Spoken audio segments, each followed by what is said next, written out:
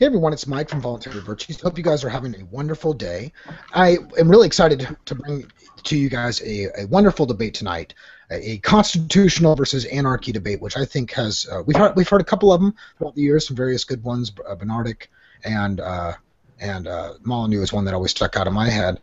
I think this one's going to be a really great in-depth debate as well. So on the one side, we have, and first of all, for those who don't know, my name is Mike Shanklin. I'm the creator of Voluntary Virtues Network. We're really proud to be hosting this event. Voluntary Virtues Network has a full launch in July, the very first week of July, but we are doing a test run this month. It's been a wonderful success, lots of great names, Jeffrey Tucker, Walter Block. I just had Dr. Friedman on, Dr. David Friedman yesterday. The list goes on and on. I'd be here for a while listing names. So VVN is really excited to be hosting this event as well tonight. Between Wayne Simmons and Victor Pross. Victor Pross, obviously, many already know him from my circles more, so he represents the voluntarist, anarcho-capitalist society side, and representing a constitutional limited government is Wayne Simmons. So the outline for this evening, I think it's crucial that you guys understand kind of what's going on, what's planned for the evening, the agenda ahead of us, so you can follow along throughout the evening. Obviously, we have Victor Pross. He'll be going first for about 15 minutes or so, presenting his case for freedom from anarchy. And the second one, Wayne Simmons, will be the speaker presenting for about 15 minutes or so for a constitutionally limited government to enable freedom. After that, we're going to have a rebuttal from the first speaker, followed up by a rebuttal from the second speaker, Wayne. And then we're also going to have a series of questions back and forth between the two, hopefully around 5 apiece or so. That should be very interesting. Then we're going to open up this whole party to the rest of the world, to the audience. So we want the viewers who are going to be watching. It's obviously one of the largest events that we've hosted here on VVN so far. But we're going to have a lot of questions and comments coming in tonight. Don't worry, we will ask them here on the show a little bit later on. We have 2 hours reserved. Hopefully we don't need to take up that whole block. I do have some spare topics and current events that we can obviously talk about for hours afterwards. But I'm really excited to jump right into this debate and hear what the audience has to say afterwards. So just to let everybody know, we do have time limits. The reason I said the times was because we do want to keep this fair, to every side. I don't want to have one side get more time than the other, so I will have to be pretty strict. You have an allotted 15 minutes. Everybody was prepared with that coming into this, so there's no trickery, switching up at the last second. We wanted this to be, well known ahead of time of what's going on. So let me get right into the debaters. I've skimmed their names a little bit, but I actually want to give a little bit of details on who's actually going to be talking tonight, so you guys can get a background for what's going on here. Victor Pross, the anarchist, is a professional Vancouver artist. He has many high-profile commissions to his credit, including painting Ron Howard's caricature portrait as a gift for the famous director. He has also rendered numerous other international celebrities and media personalities. Victor Pross has been interviewed on television and radio shows such as Canada AM, Breakfast Television, News at Noon, and A Book and a Chat, and has been pegged by Canadian media as Canada's foremost caricature artist. Pretty big. Canada's not as big as the U.S., but it's still pretty big, so that's a really good accomplishment. Victor's first book, Icons and Idols, Pop Goes the Culture, features a collection of his paintings and drawings and is now available worldwide, except for North Korea. A documentary film entitled Pop Goes the Culture is now in the making, which is loosely based on Victor's book. Victor has been dubbed the moniker of anarchist artist, given his video blogs dealing with ethics, politics, anarchism, and philosophy. Victor is a lifelong student of philosophy and studied under objectivist Professor John Ridpath, taking his class Intellectual History. Now let's turn this debate focus onto the other side of the coin, and let's look at Wayne Simmons, who is defending a constitutional limited government. Wayne Simmons has been politically active with the Freedom Party of Ontario for 15 years. Wayne first ran in the 1999 provincial election in Don Valley East and has continued to run in many elections and by-elections as a Freedom Party candidate. Wayne was elected to the Provincial Council of the Freedom Party on February 13, 2005. Wayne attended and was on the planning committee for the week-long International Society for Individual Liberty Conference that took place in London, Ontario, in the summer of 2000. At that conference, Wayne had many intellectually stimulating conversations with libertarian thinkers such as Dr. John Hospers, York Guido Holzman, and Dr. Tom Dornman, Wendy McElroy, and many others. Wayne is a philosophical adherent to objectivism, Ayn Rand, and he was a member of the Toronto Objectivist Association, TOA, for many years, meeting many prominent objectivists, such as Dr. John Ridpath, Small World, Victor. Wayne currently runs a social networking meetup site for objectivists in Toronto. Wayne has been studying philosophy for only about 27 years. So, as you can tell, we've got two guys who are not just coming out of college. They not just, they're not diaper dandies here, right? We got some people with some years behind them, lots of experience. I am really excited about hosting the debate here on Voluntary Virtues Network. So, without much further ado, let's jump right into this. I want to start off. It is going to be about 8:07 by the time I turn it over. Right when I turn it over to you, it'll be 8:07. So you'll have 15 minutes to speak, Victor. If you want to cancel your time early, let me know. You do have up to, including 15 minutes. So please go ahead and proceed, and we can go from there. Okay, great. Okay, now, anarchism and anarchy are undoubtedly the most misrepresented terms in political philosophy. Generally, the words are used to mean chaos or without order, and so by implication, anarchists are seen to desire social chaos and a return to the jungle law. And objectivist philosopher Leonard Peikoff writes, for example, anarchism is the idea that there should be no government. And in objectivist terms, this amounts to the view that every man would defend himself by using physical force against others whenever he feels like it, with no objective standards of justice, crime, or proof. And I would say that no, this is not what anarchism means. So let's just leave aside the caricature for the moment. And you guys can still hear me, right? Can you guys hear me? We can, yeah, I was muted up. Go ahead. Can you guys hear me? Oh, yes, okay, sorry about that. Okay, yeah, no, I wanted to make sure I didn't conk out. Okay, now, leaving aside this caricature for the moment, let's turn to something that's very crucial in establishing these type of questions in this debate. Let's start with definitions. Okay. Now, as Ayn Rand said, definitions are the guardians of rationality. Terms like anarchy and government have very straightforward, established definitions. A definition of something must necessarily exclude things that the word does not refer to. For example, we can say that a horse has 4 legs. And then we would ask, is that a correct definition of a horse? And even though a horse does indeed have 4 legs, it's not a crucial definition. It doesn't distinguish a horse from all other animals that have 4 legs. So when we turn to the question of government, it's stated that government is an institution that protects individual rights. But I would say that this is not a crucial definition of government. Notwithstanding that some governments, or a government, single government, is said to be an institution to protect individual rights. Now, the term government, though, we have to still capture essential characteristic that defines and identifies a government from any other social institution, because all government subsumes theocracy, it subsumes absolute monarchy, Nazism, fascism, democratic socialism, and plain old-fashioned dictatorship. And all these social institutions are also known as governments, but they can hardly be.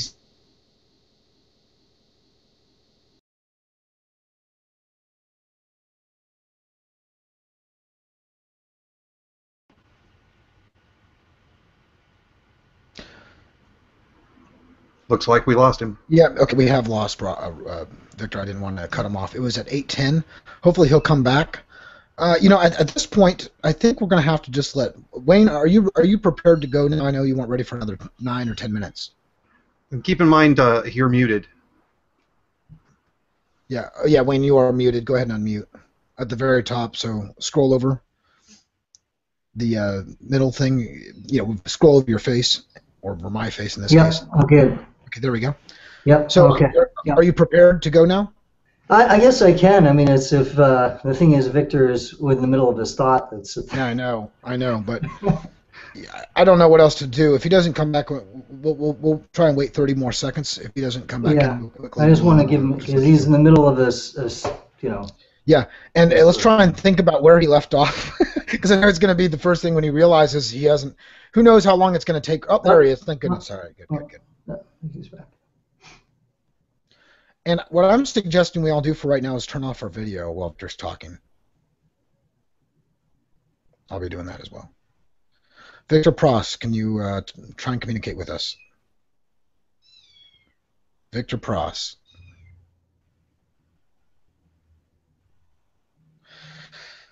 Oh, boy. Well, this is nice. I can edit it out afterwards, but still. Wayne, I want... I don't know what's going on. Victor Pross, can you hear us? Victor. Earth to Victor. All right. Listen. Yeah. Wayne, I'm going to have you go. I'm sorry, okay. buddy. And, just technical difficulties part. And well, how is Victor going to respond to his points if he's not able to hear them? Well, do we? All right, here's Victor back. We'll just wait for Victor and have him go in that case. Wayne, can you go ahead and turn off your video for us? We're going to have to... How do I... Scroll back over. You know how you unmuted? Right next to it is the camera video. We can turn you back on when you come back on, but it's only going to hurt the broadcast, right? So just go ahead and... right next to the mute button is the turn off camera button. On the, near the invite. Yep. Victor Pross, you back with us? Turn camera off. So there you go. Robert, can you try and get up with Victor Pross over on Facebook?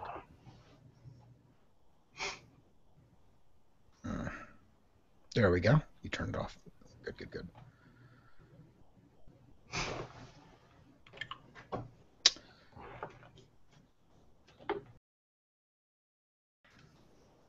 Yeah.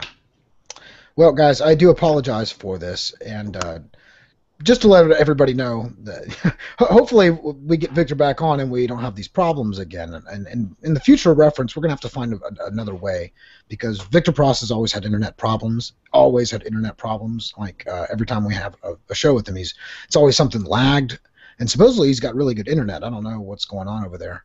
But hopefully we can get him back in here real soon. I'm not sure what's going on. Robert, if you can let us know if you're talking to him over there on what's going on. That would give us updates when you get an update from Victor. That would be great. But hopefully we'll get him back in here real soon, because this is a debate that I think is really necessary that we have. People need to have the debate on what is freedom really. That's the question we're trying to answer tonight, is what is freedom? How can you be free?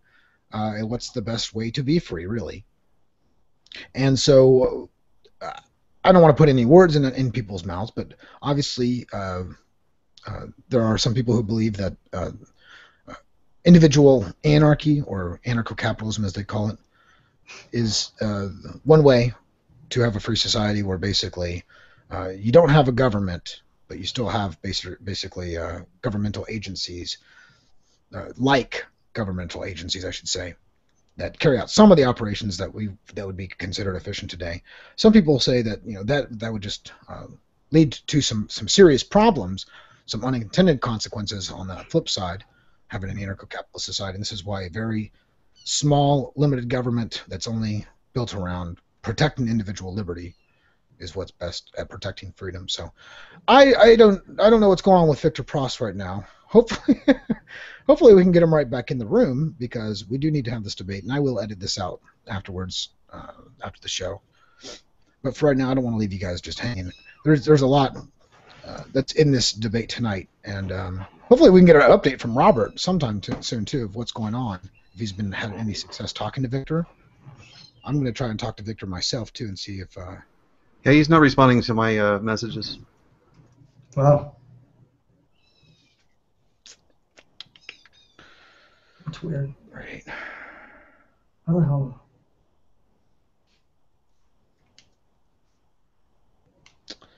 Well, I don't know if he lost power. Is there a storm in Toronto right now?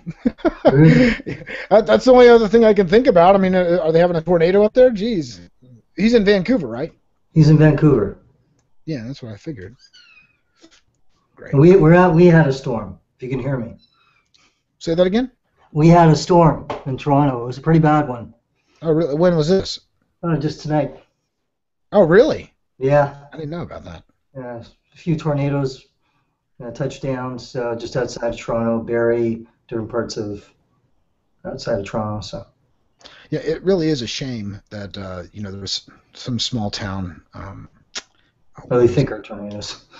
Where was that? The town that was just hit.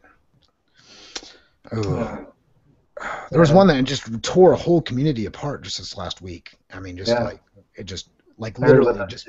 the town is just gone, right? So there's no more town.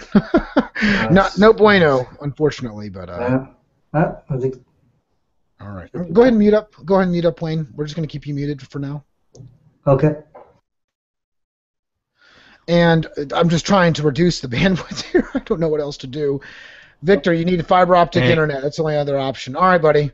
So you know where you pretty much left off. Start off a minute before that, and let's just jump right into this. Let's go. So. Yeah, sorry about that. You're fine. Good. I'm glad you filled in the speak time there. But anyway, the specific point that I left on is establishing a crucial definition of government. And as I said, the term government subsumes a lot of other forms of government, such as monarchy, Nazism, fascism, democratic socialism, and plain out dictatorships. So all these social institutions are also known as governments. They are governments.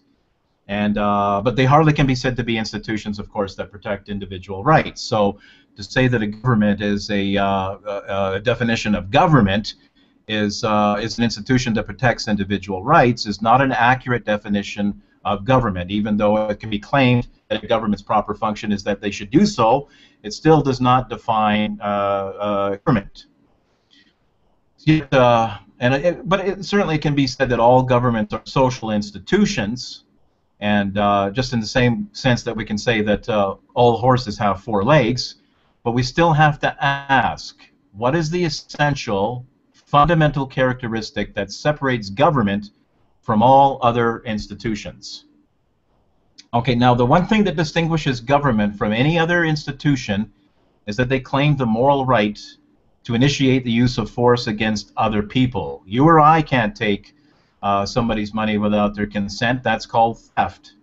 But a government can do this, and that's then they call that taxation. Everybody's still here, right? Hello? Yes, continue. Yes, don't stop. Just continue. Okay. Go ahead. Reassure me. Reassure me so I know. Now, if any government that asserts itself as a protector of rights but did not initiate the use of force against anyone, then it would not be a government. It would be a business operating by payment from customers and that contracted for its services, or it would be a charity. It would be some other institution. So let's hear what Ayn Rand has to say on the subject of government, so that we really can identify this beast. Quote, "A government holds a legal monopoly on the use of physical force. No individual or private group or private organization has the legal right to initiate the use of physical force against other individuals or groups and to compel them to act against their own voluntary choice. Only a government holds that power. The nature of government action is coercive action.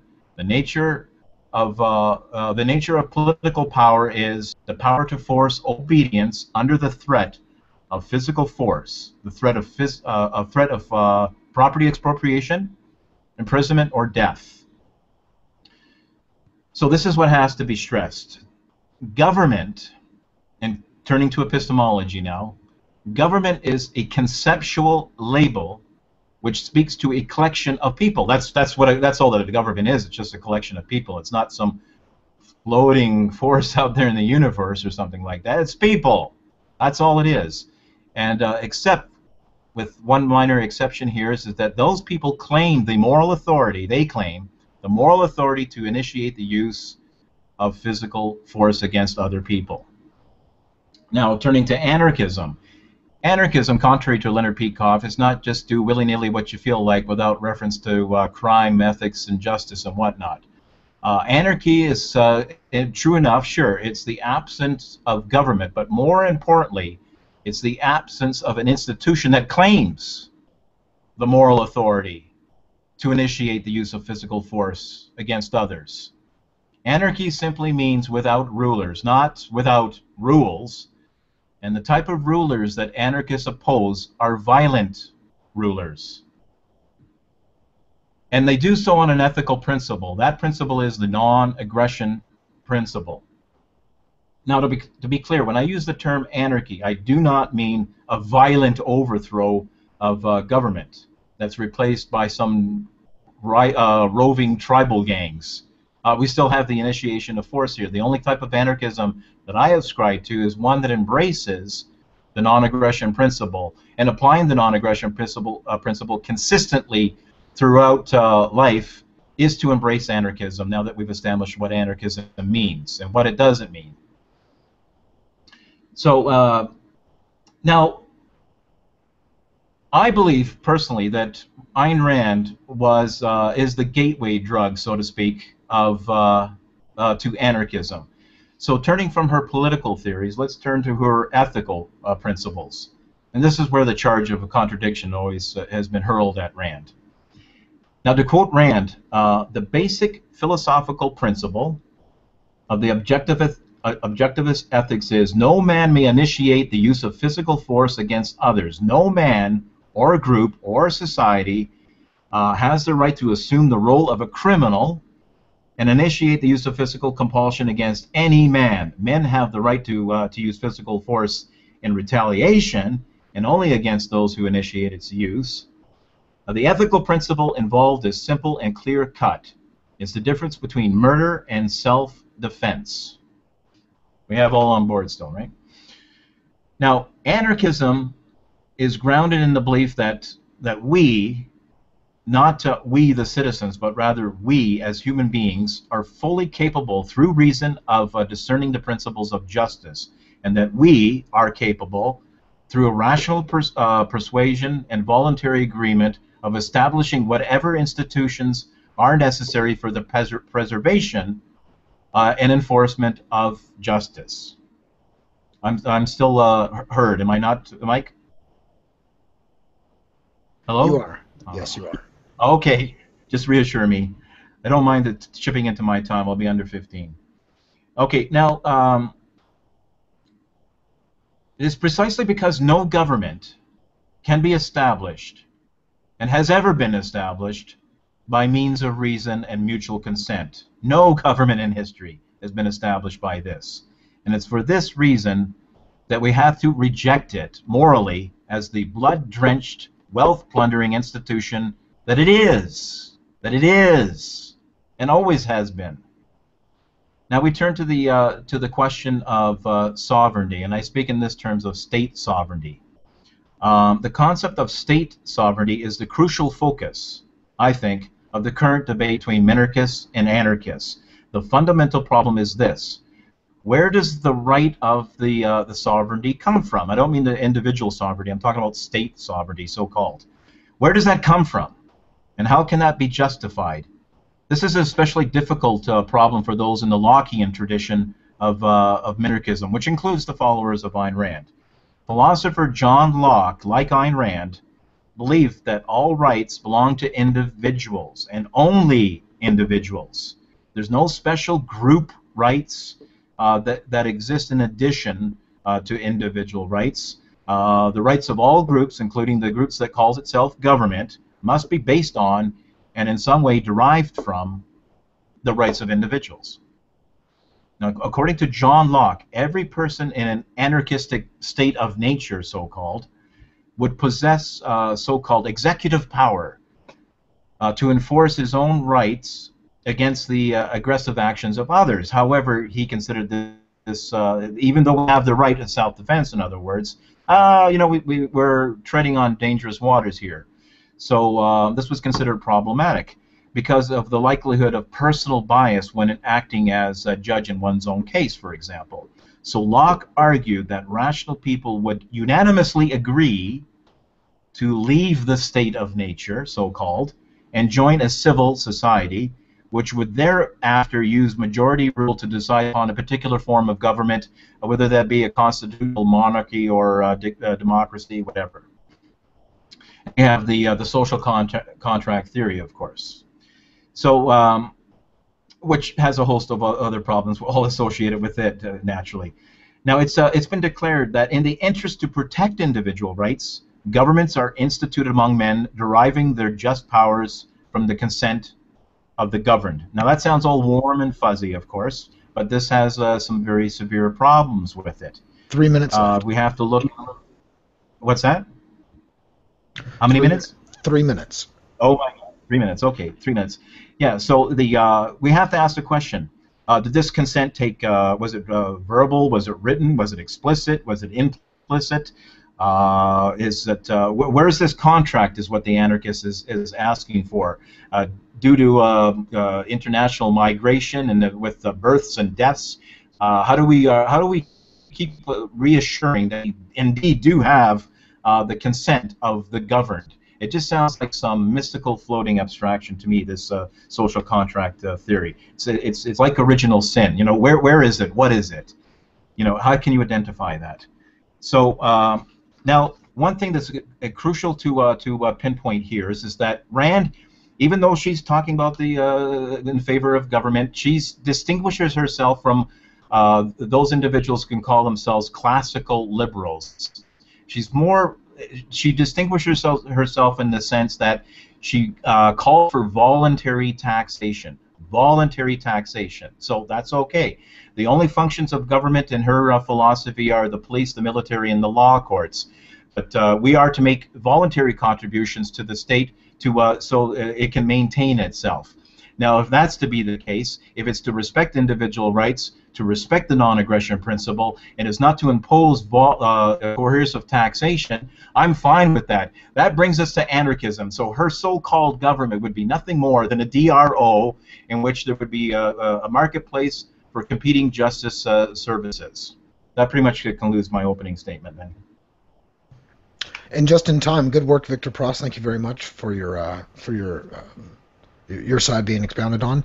Now I want to flip this over to Wayne Simmons and allow him to have 15 minutes. I'm going to go ahead and mute up Victor Pross right now. And Wayne, go ahead and unmute on your side, and you can even Victor, I would ask you to turn off your video real quick if you know how to turn off the camcorder. Just like when you mute up, it's right next to that. And Wayne, if you want to turn your video back on and unmute. Beautiful. Yeah. Awesome. All right, and I will go ahead and we'll start it at right now in about 15 seconds, and you'll have 15 minutes. So that'll be until 8:45, we'll say. Okay. All right. Thank you, sir. Go for it. Well, thank you very much, gentlemen. This is a great debate, and it's my pleasure to be debating Victor Pross. It's been a lot of years, and we have a lot of memories together. I want to start off by saying that I'm actually defending constitutional objective governance. I put the word objective in there because I do believe that there is the way government has been in the past. The United States Constitution saying that these freedoms are self-evident, that these truths are self-evident, and again, I have some issues with that. But I'm going to start off by quoting the Declaration of Independence. We hold these truths to be self-evident, that all men are created equal, that they are endowed by their Creator with certain inalienable rights, that among these are life, liberty, and the pursuit of happiness, that to secure these rights, governments are instituted among men, declaring their just powers from the consent of the governed. The consent of the governed. That's very, very important. I think government, and as Victor pointed out, I mean, there's various definitions of government. We tend to accept the Max Weber definition. It's a standard classic definition. It's an institution within a geographical area that has a monopoly on the use of force. And there are various forms of government. There's theocracy, democracies, socialist, various socialist variations, fascism, variant of socialism. So I mean, there are a lot of these definitions, but we have to. The point that that I think Jefferson was getting at is the idea of separating force from whim. This is very, very important, and it'll come even more clear as we look at what anarchism is, and sort of going in and peeling back the onion, so to speak, to see exactly what anarchism really means. So I'm defending this now. We have to look. I think it's very important to look at history, because history is, as Rand saw, is philosophy in action. For 99% of human history, we lived in tribal societies, right? I mean, we lived as hunter-gatherers. We lived in times of mystical periods in human history. Peter Medawar, the great biologist thinker, he talked about the Earth being like, if you were to look at all of human history over the span of a 24-hour day, you're looking at like only the last 3 minutes to midnight, with all the massive achievements that have happened really since the Enlightenment. So if we go back in history, I think we can say that there have been sort of the approaches to life have been sort of whimsical. I mean, ruled by men, right? Ruled by religious figures. And Rand talks about sort of the objectivist approaches to say that there's three sort of epistemological approaches to knowledge, right? So you have subjective, intrinsic, and objective.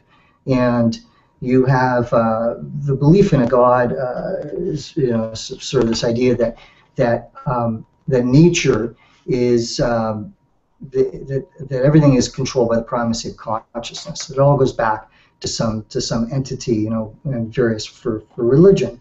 And so objectivism is sort of this idea of a mind-body unity. It's sort of this idea of an integration, and sort of and I think you get implicit in Jefferson and others in the States, sort of this idea of the Enlightenment, which was an objective sort of view. There was a sort of an understanding that we're not, that this is the Earth, right? That we get our powers from our rights are coming from our reason and our nature as such. But let's look at some religious figures in history, right? We had Muhammad, and again, people were following Muhammad, right? When he had said, "I was ordered to kill all men, fight all men, until they say there is no God but Allah."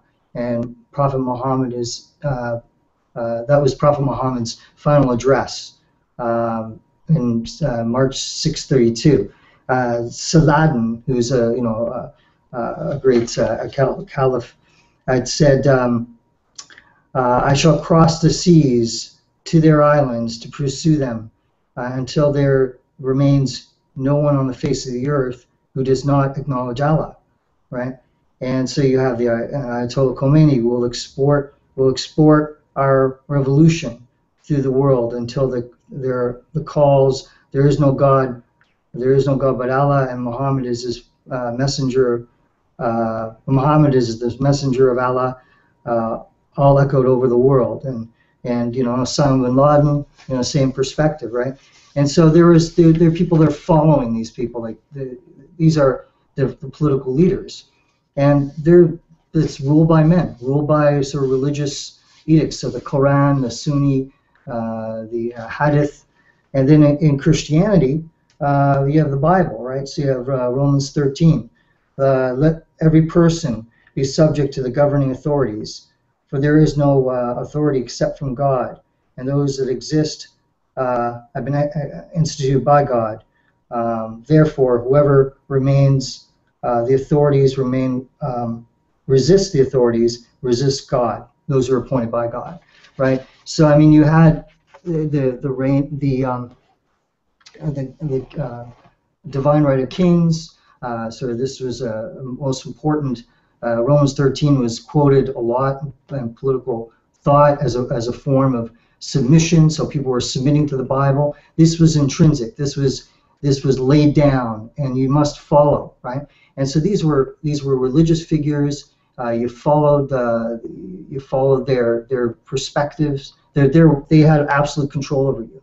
So for most of human history, humans lived under subjugation, under subjective rule, right? So the subjective rule of the person who had special revelation, divine revelation, and it wasn't until the Enlightenment where there was rational thought, rational inquiry, and you saw this in Latitudinarianism and in the 18th century, sort of a broad perspective of Christianity, and of course, Locke was mentioned, and others, Anthony Collins and Thomas Wollstonecraft, who followed Thomas Wollston, who followed Jefferson's ideas. They were deists, and they moved the culture into this sort of direction. So what kind of direction did they move in? Well, in terms of human nature, well, they saw man as a rational entity, right? As a being of volition, right? And so that we appeal to each other based on reason and based on a recognition of respect for individual rights, which is, as Rand says, is subordinating society to moral law, right? Subordinating society to moral law. That's what individual rights are, right? So it's this idea. It's I have freedom to exercise my rationality to the best of my ability throughout my life, and I trade with others, and they have to in turn respect my rationality. So it's a certain sort of enlightenment perspective, and it's a respect for the individual, the individuals. We're sovereign entities, and you make your own way in life, right? And you just trade with others voluntarily. So government here is, in terms of this perspective, is very different than the government that anarchists generally attack, right? Because this kind of government is the servant of the people, right? Government, as Thomas Jefferson saw it, and as I think objectivism would, and those objectivist intellectuals who are around today, who are in terms of political philosophy, once these ideas get implemented politically, I think we'll have a better sort of understanding of how to govern.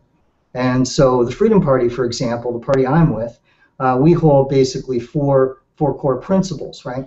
And it's on my shirt. I just want to show it. It's basically reality, reason, self-consent, right? So you have reality, which is the metaphysical principle, right? Metaphysical philosophy, that there's a world that's independent of our consciousness, that it's not mind dependent. You have reason. How do we know that, right? It's by our use of reason, a respect for physical evidence. The government ought to respect logical principles, logical procedures, prove things using logic. Self, right? That we exist. We're basically entities, of volitional consciousness. Consent, right? Is basically the political philosophy, right? That we have a political the political philosophy of respecting a person's right to live for their own sake and not for the sake of others, right? So these are the principles that if you enact in a government, you'll get a freer society, right? And if you look at the United States, I mean, the United States' approach to its constitution is very good, right? It's got the three branches, right? So you got the legislative, judicial, and executive, right? And so the powers are split, right, between the three branches. And so you have situations where the Congress, can impeach the president, right? But the president also has a presidential veto, and so he can veto bills that are unconstitutional, right? And so this is a rational approach, right? So I'm actually giving an argument for a system, Victor Pross. I'm giving an argument for a system, right? It's not good enough to start talking nebulously about what anarchy is in terms of how a society ought to, function. When we these are our principles that have been used effectively in history. I mean, you had Andrew Jackson, who decided to, in spite of the Congress, he declared that the second bank in the United States shouldn't be chartered, right? So this was an example of the use of the presidential veto that actually worked. And there was for about 100 years, the United States didn't have a central bank. And from 1879 to 1913, the money supply, the dollar actually was a store of value, right? So it was successful.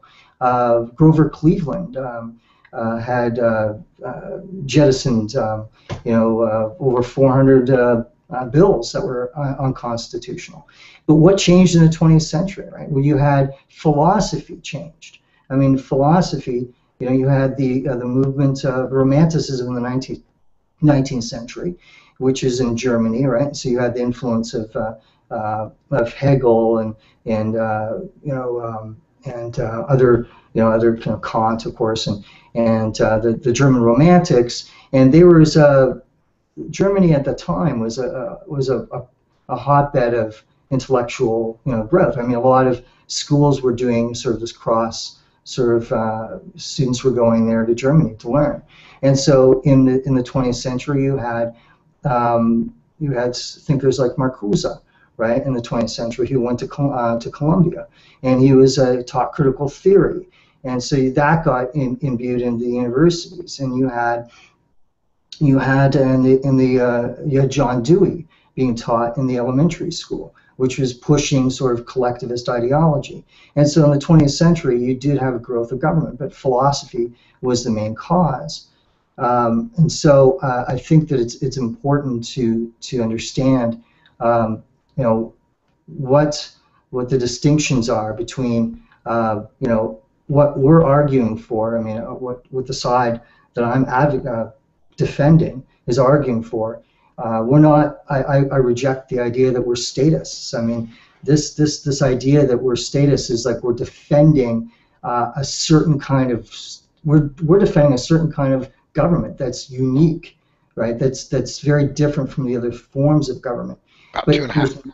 Okay, thank you very much.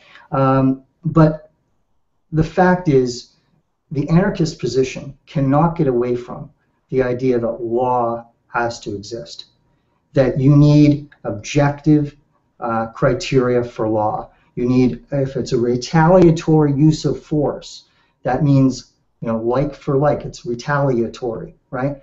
And so we have to have procedures. I was going to quote Rand here on the whole point of a retaliatory use of force, but I've run out of time on that. But she makes it very clear. You have to put that under objective control.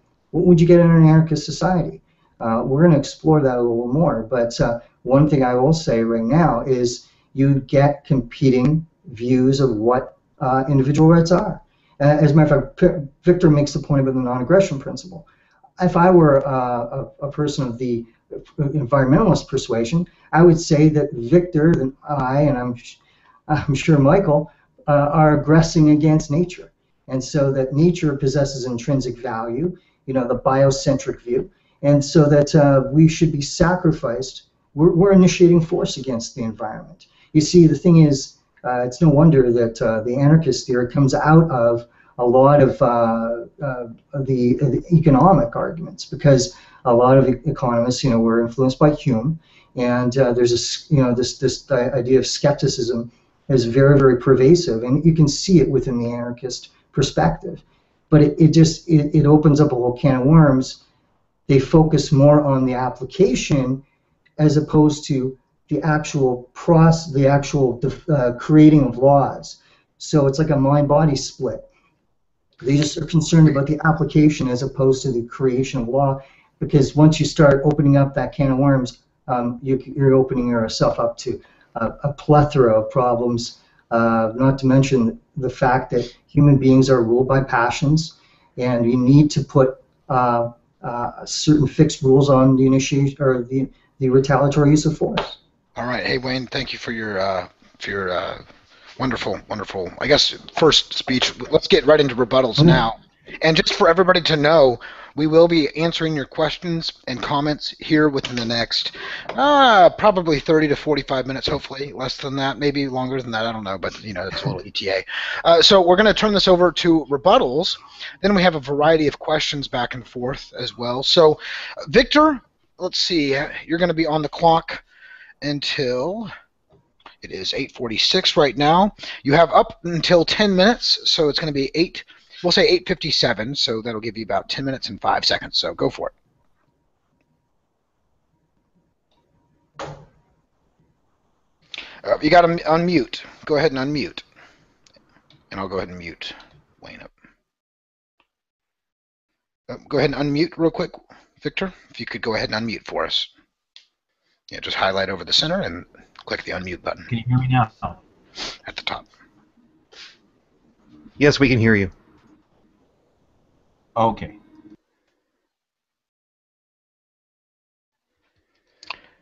Huh. Well, you muted yourself again. I was going to say, I could never hear him at all. Now I can. And you just muted yourself again. You have to keep it unmuted. Make sure the red light stays off. And talk to us. Can you hear me now? Can you hear me? Yes. Okay. Sorry about that. Okay, I'm heard. I'm fully heard now, am I? Yes, we can hear you. Yes, okay, well, answer me. Okay. Well, okay. First of all, as a preamble, I've known Mr. Wayne Simmons for... Yeah, can you hear me? Yes. Okay. Well, I was talking there, and Mike said go. So, just okay. Now, I've known Mr. Wayne Simmons for... Okay, now, just to answer the question as to the whole idea of what Wayne was talking about leading up to... we had various religious theocracies, and there was a lot of mystical aurora roving around the government, the divine rights of kings, and we had dictatorships and so forth, and that philosophy as a discipline can characterize and permeate and influence and shape society. And rational philosophy, taking for example of the type of philosophy that characterized the Weimar Republic and what became Nazi Germany, hotbed, as Wayne said, of mysticism and brutality and romantic realism, and Plato could be said to Plato as one of the philosophers could be said to be one of the first collectivist philosophers who that human beings, that society should be ruled by a special elite of philosopher kings. I mean, we have philosophy shaping this institution called government, and it can take various different manifestations, such as it has throughout history, and characterizing right up until the 20th century. And then we have a different set of philosophers who are speaking of individual rights, speaking of man's rational faculty, that we have a free will, volitional consciousness, where that reality is an absolute, it's not a mystical realm. You have the scientific age and so forth that gave birth to the American experiment in limited government. I understand that, but all of that though still doesn't erase the fact of the essential characteristic of government that I touched on in my opening speech, that it arrogates to itself an exclusive monopoly over the use of force. Okay, you cannot have that. You cannot have that without violating the non-aggression principle? How does it hold its exclusive power over force, if not by initiating physical force over other people? Now, let's concede, for the sake of argument, that the laws and procedures established, enforced by objectivist government are objective, which is the big argument, of course. The pertinent question is whether they're just. That's what's more important, whether they're just. Is there something we have to ask? Why are some laws and procedures objective when enforced by one agency, but not when enforced by another agency?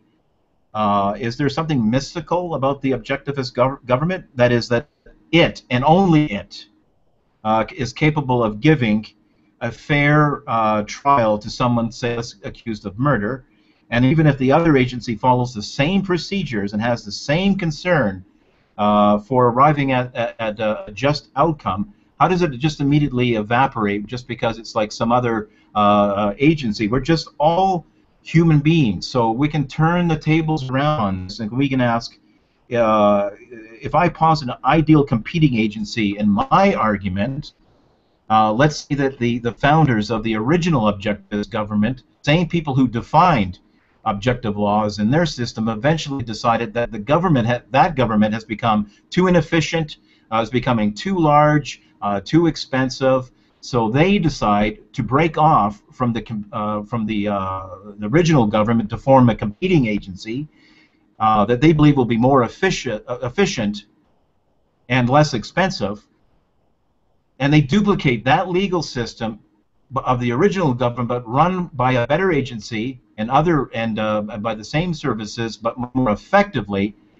How is it they all of a sudden they everything that we know about human beings and everything that we understand to be objectivity, the rights of human beings, etc., how does that all of a sudden evaporate from their skulls, right?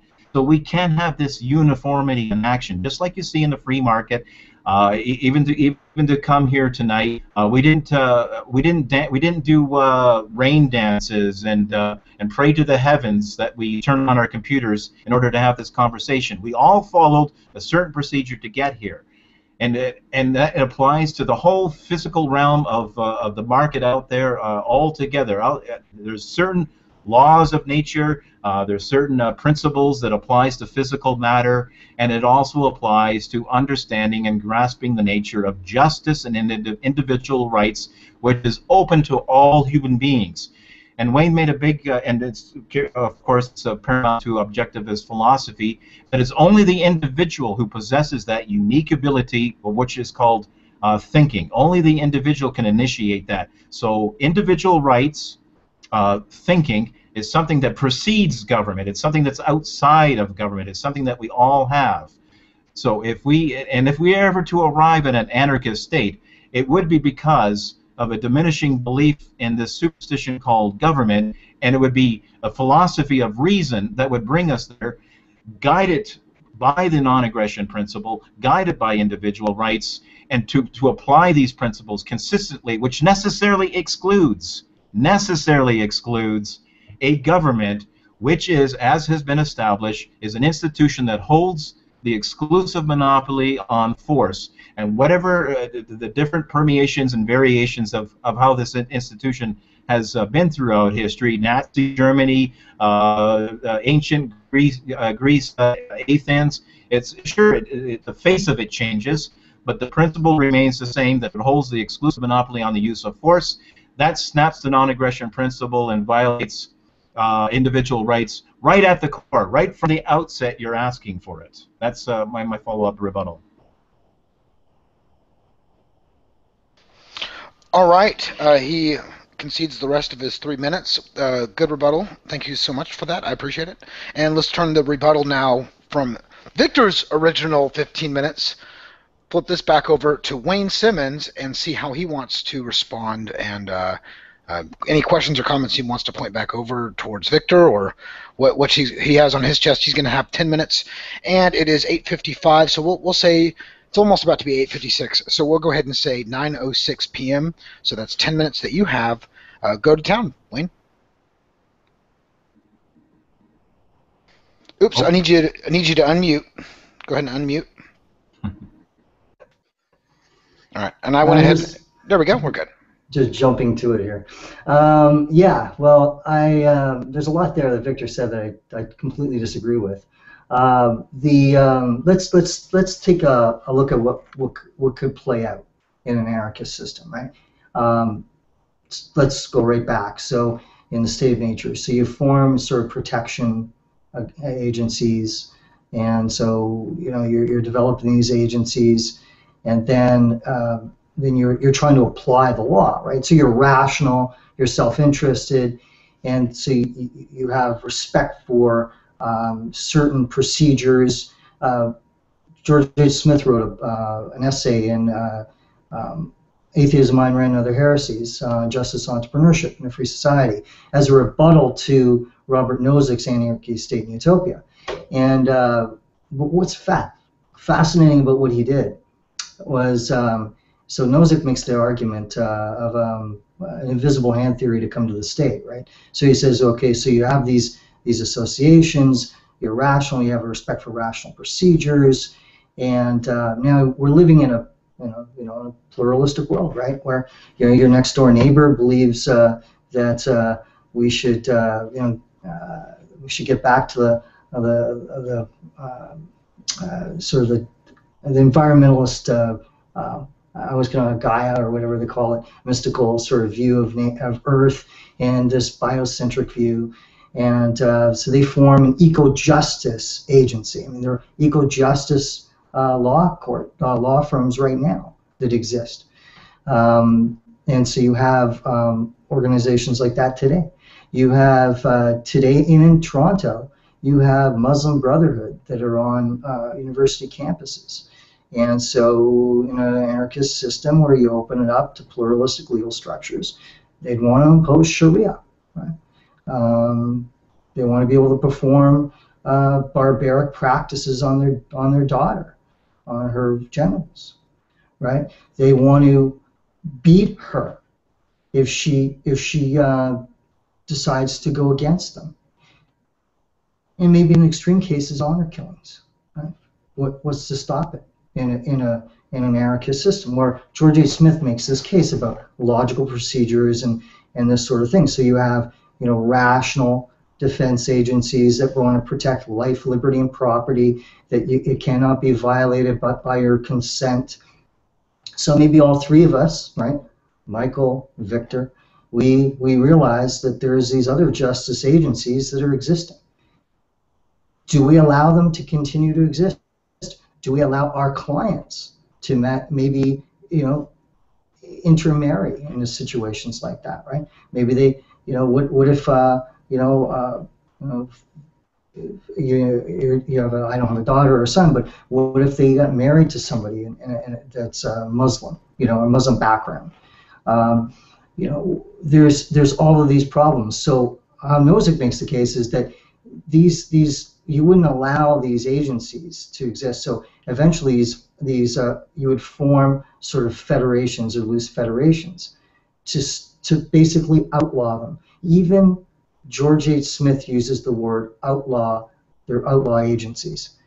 I submit to you that that's a monopoly on the use of force, because they agree that there's life, liberty, and property need to be protected, and that these other justice agencies that would exist would definitely exist. I mean, we have Christians are entering that want to have law schools or whatever, and they could have Christian sort of views that want to ban abortion. All of these ideas exist here and now, right? So I'm taking a look at the world as it really is, and Victor has a construct, a rationalistic construct, of which he's trying to force onto the world.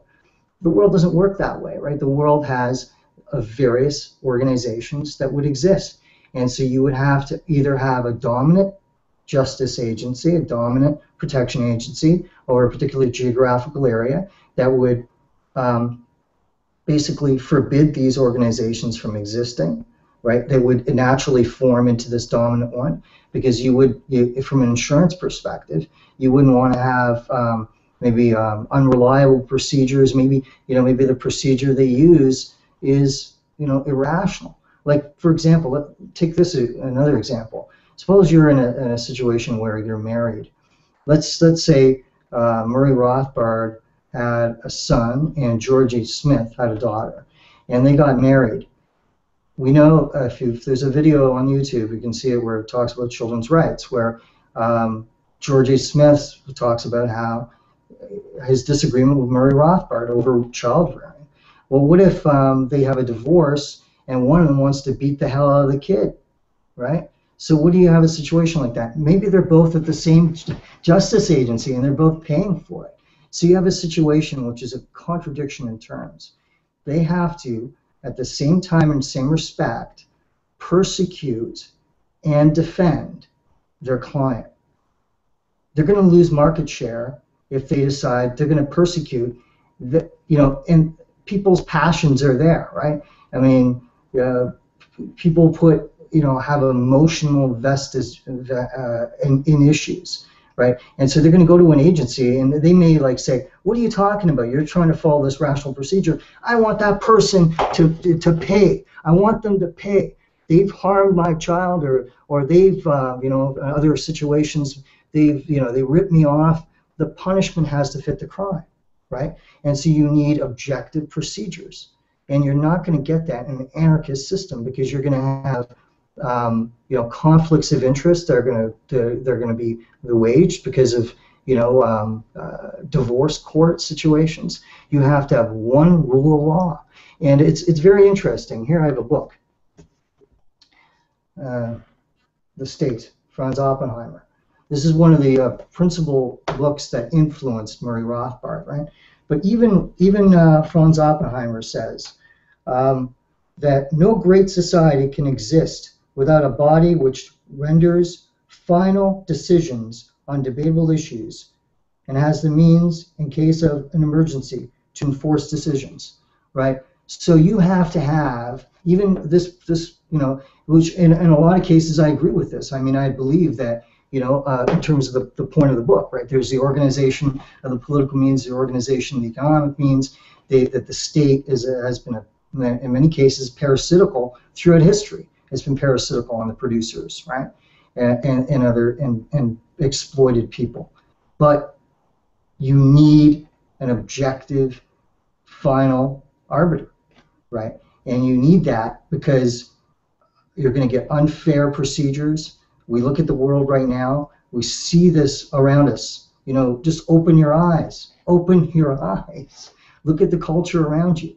When people are interviewed, on the street, I suggest you go to Tariq Fatah's website and find out what the views are of some extremists within Canada, right? And even in Canada, and the difference between Canada and the United States, to talk about the Constitution. 3 minutes. 3 minutes. Okay. An example of the First Amendment, right? In the United States, would you get a situation where, and I disagree with what this person did, but he was convicted for 9 months for handing out literature, Young and Dundas, to Muslims, and he was quoting and citing the Quran, right? Just citing the Quran in parts of the book, right? And he was using the horrible excerpts in there and handing it out to Muslims. Now, I think a dumb idea because you're not going to convince these people. They're you can't reason with somebody. You can't reason somebody out of a position they were never reasoned to begin with, right? It's irrational. But he was doing this, I guess, as sort of saying, look, I know you're there, and I know you guys are around, and I'm not scared of you, and kind of mocking. He was charged in Canada because we have human rights tribunals, and the judge said he was, basically it was hate speech, right? So we have hate speech laws, and we don't have a First Amendment in Canada. In the United States, things are bad, things are getting bad, but not as bad as this. This gentleman who I know, I feel bad for. I think he did something stupid, but he shouldn't have had to be convicted for 9 months for something that's essentially speech.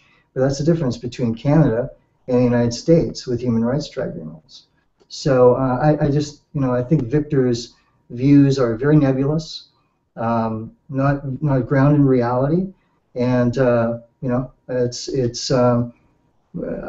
joined a political party that is trying to make a difference, I submit that Victor should do the same. Oh, that's it.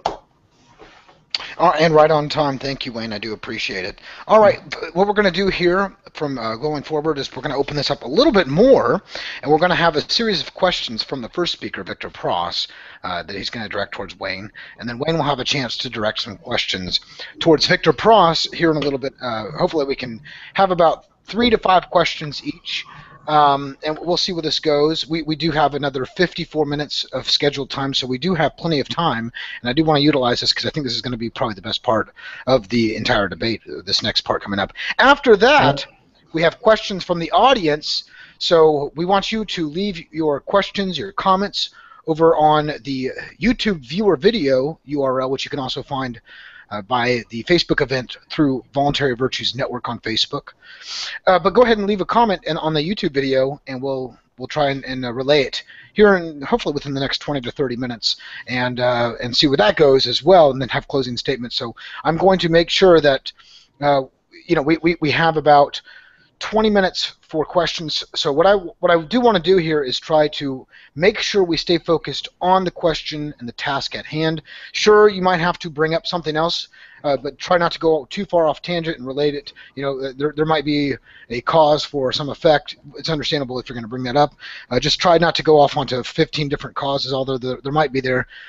Really try to focus on whatever the topic is approached. So we'll start with Victor. You have the first question, and Wayne, try it as quickly as you can to answer it, and we'll have a question for you right at the end of your answer to right back to Victor. Go ahead, Victor.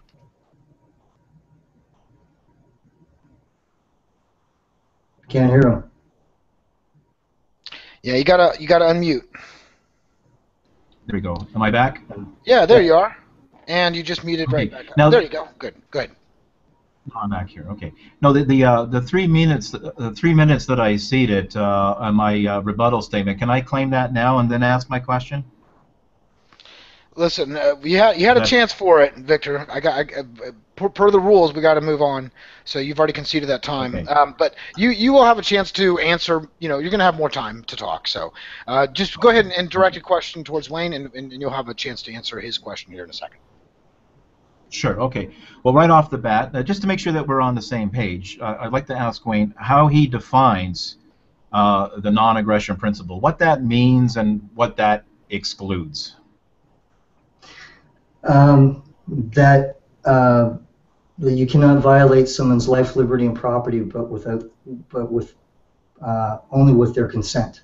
So if you have to appeal to somebody, if someone says, "Can I take your stuff?" and the guy says, "Yeah, okay, take my stuff," then that's So if you've aggressed against me, you've violated my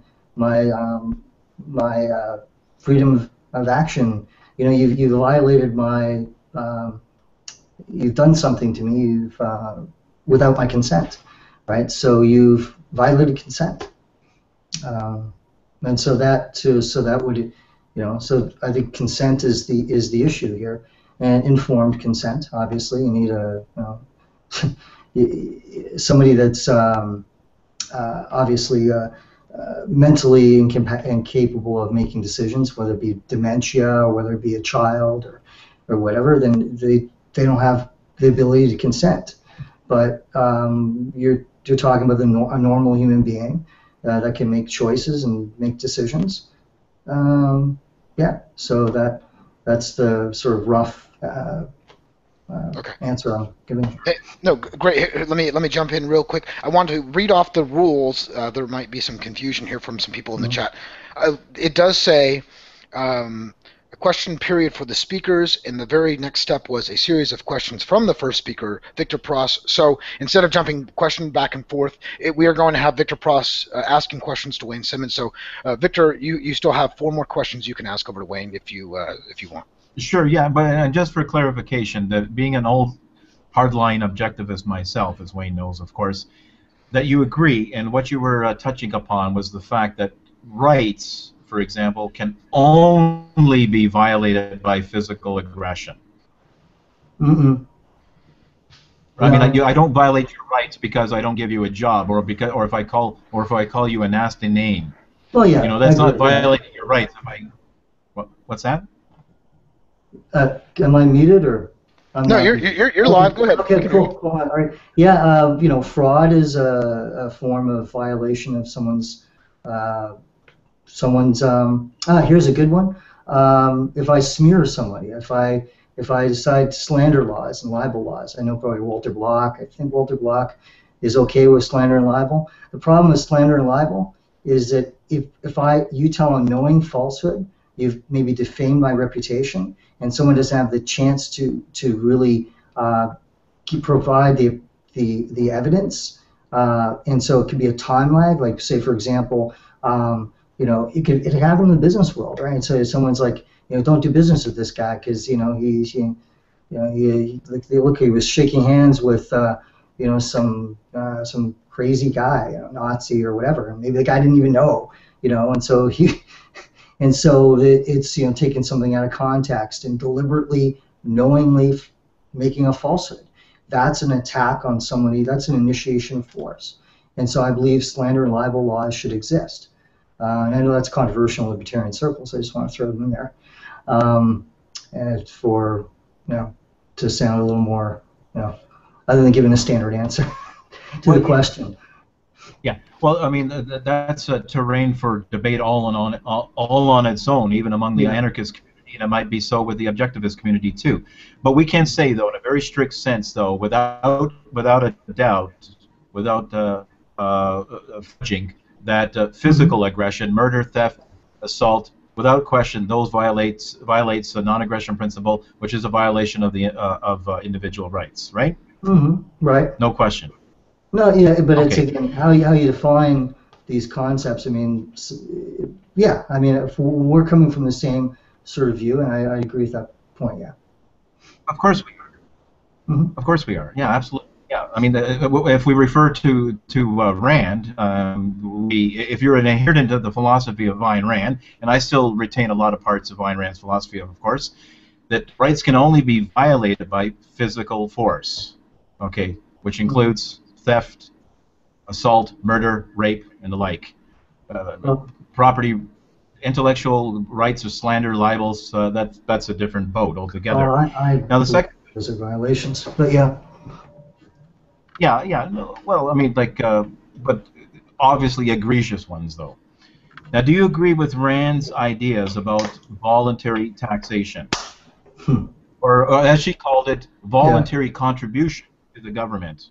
Right. Because she can see, her position is that taxes are force; they're initiation of force. Right. So, calling for this exclusive monopoly on the use of force, but however, she wants the citizenry. The stupid zombie masses can't tie their shoelaces, and are going around enacting Sharia law. So he wants them to make voluntary contributions to the government because in the recognition that taxes is force. Yeah, I mean it's. Right? Do you agree? Voluntary, yeah. I mean, I think that ideally, in an ideal, I believe in incrementalism. I believe you move towards. I think incremental changes are necessary to get to those sort of positions. For example, the Freedom Party, we believe in getting rid of production taxes, income taxes, property taxes, and moving towards a consumption-based tax, right? And we have a position which, this can be done. In the United States, Florida, many states don't have an estate income tax. Texas, quite a few of them, and they have like their.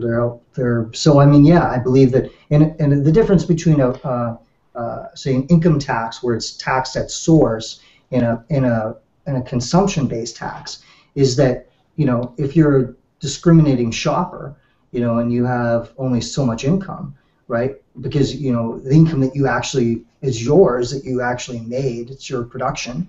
You can go out and figure out how you're going to shop. Maybe you'll shop at Walmart more, and dollar stores if you're trying to save money. Maybe you'll be shopping in certain areas where the taxes might be lower or whatever, and the actual because of the HST, a harmonized sales tax. We think that that's a good idea. That's a good way of going. And I don't want to I can get into provincial budgets and stuff, and and the fact that healthcare tends to be. Victor, you only have one more question, buddy. I'm sorry. This is your last question. This is your fifth one.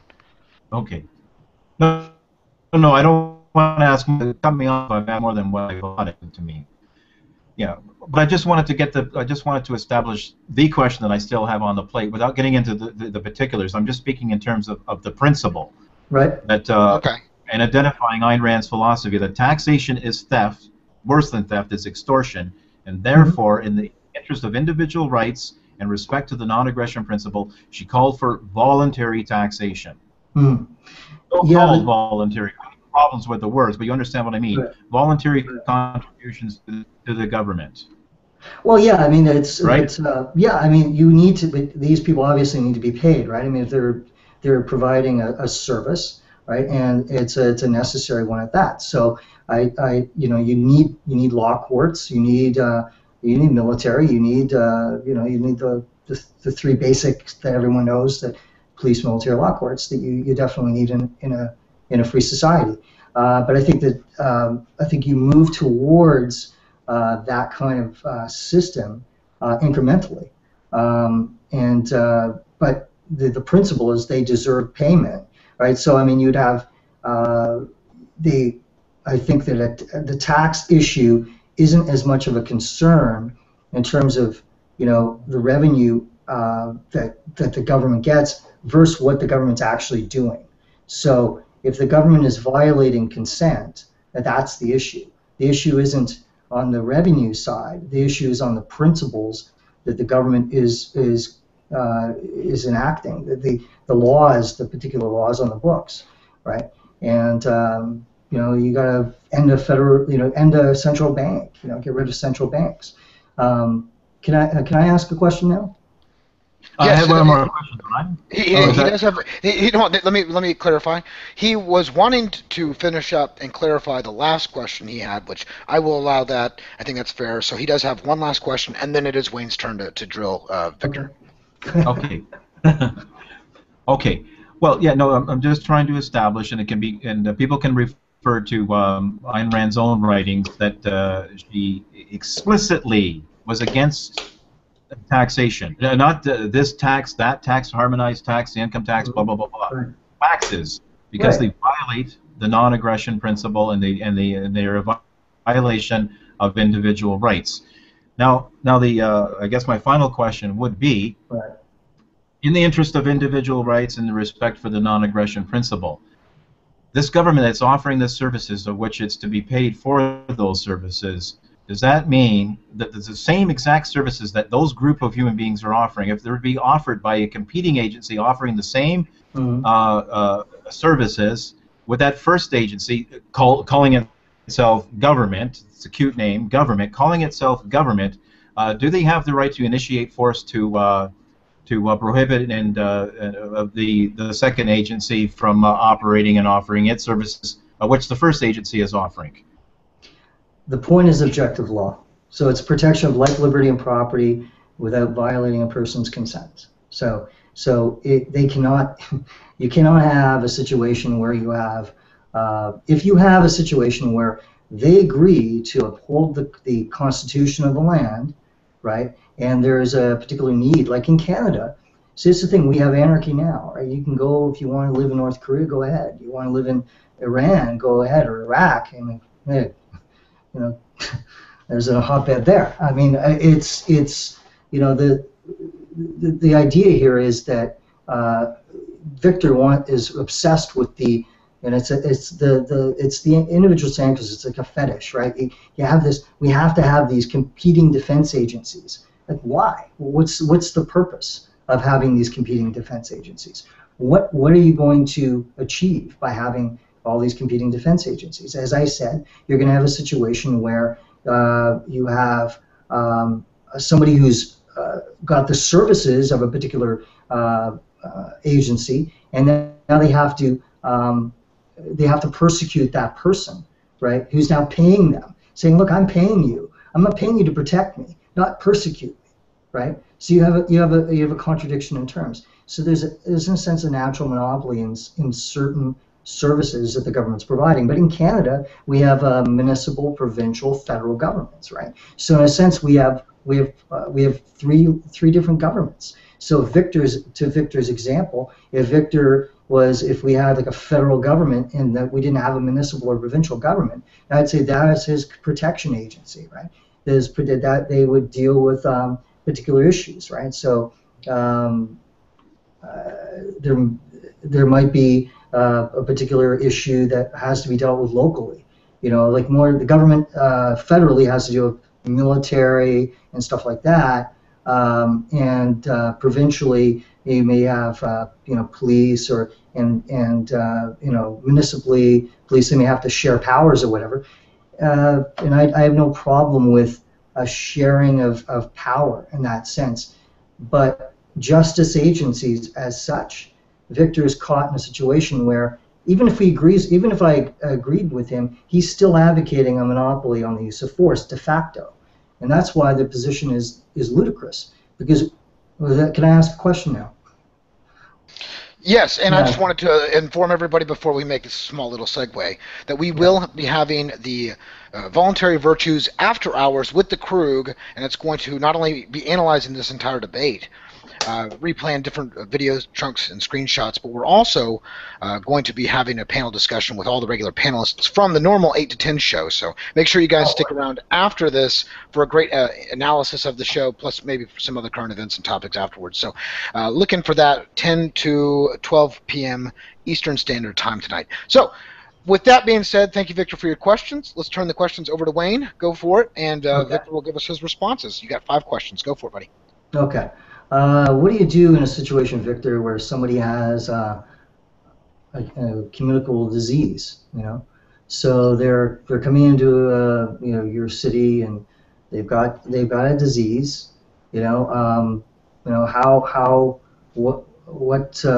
happens? Because obviously that person is going to be violating by virtue of being there. They need to be quarantined or whatever. How would your defense agencies handle that? Are you talking about a sexually communicable disease? No, I'm talking about, sorry, I mean it's an era, like a disease that the plague of 2014. Yeah. Yeah, I'm with you. Go ahead. Yeah, that's exactly. Yeah. Well, I mean, can we take it for granted that some person would himself would want to safeguard himself from harming other people? And the question, we can assume that much. Now, let's say that he happens to be like some totally, completely irrational whack job who doesn't care what kind of harm that he inflicts upon other people.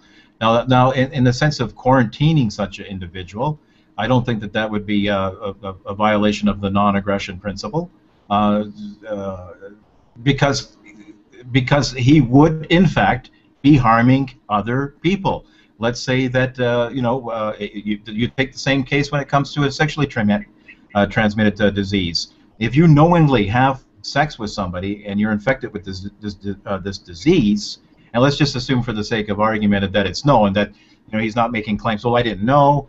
Let's say he knew. There was medical records to detect in the first place. There's doctor records to detect in the first place, and was established as a matter of record that he has this disease, how he found out that he had this sexually transmitted disease, and yet he's having sex with other people, and therefore harming them, then that would be a violation of the non-aggression principle. I think the same principle applies to this, even if it's a plague-like disease and not necessarily sexually transmitted. All right, Wayne, go ahead with your 4th question. Okay. All right. So military action. So what would you do in a situation where you have I don't know if you subscribe to the view that the terrorists attacked on 9/11 and that they were there was terror-sponsored states. So you had Iran, Saudi Arabia, Afghanistan, these sort of state-sponsored terrorism. They attack you and your nation, and then they leave, right? So they've now left your country, and they've gone home.